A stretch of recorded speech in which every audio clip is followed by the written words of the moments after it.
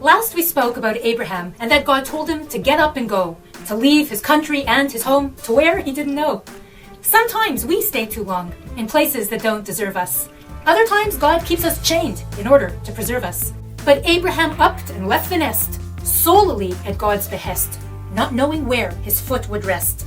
And once again Abraham passed the test. With words and deeds he gave his best, 'cause he walked in faith and never second-guessed. Thus those who cursed him would be cursed, and blessers would be blessed.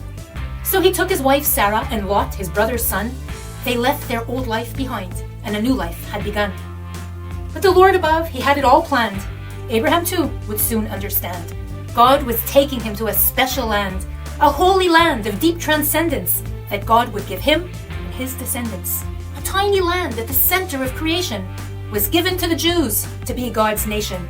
A land deed signed by God in heaven. It's right there in Genesis chapter 12:7.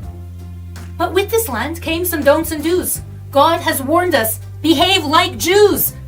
And God's will is not something that we can spurn and flout. If we corrupt his land, it will vomit us out.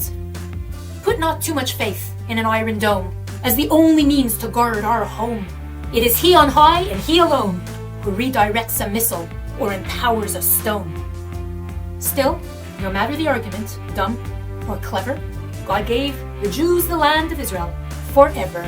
Perhaps knowing we'd be falsely accused of crimes, God repeats the bequeathment many times. Open the Torah, it's all right there if you want the truth and you really care. So on a journey he took without hesitation, Abraham finally reached his destination. He traversed the land and had time to examine, but then had to leave because along came a famine. After all his travels, his foot could not rest, for God sends his loved ones test after test. Now they went down to Egypt, and there our exile began.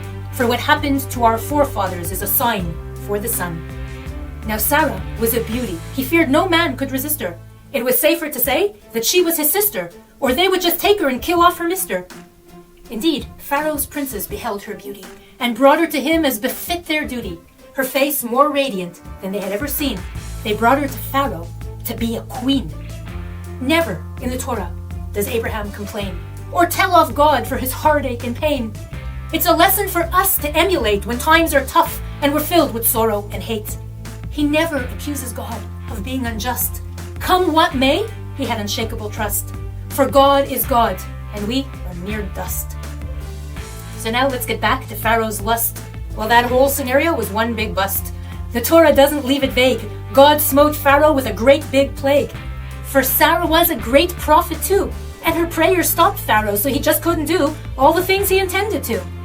In his mind, it set off an alarm. He questioned beyond her beauty and charm.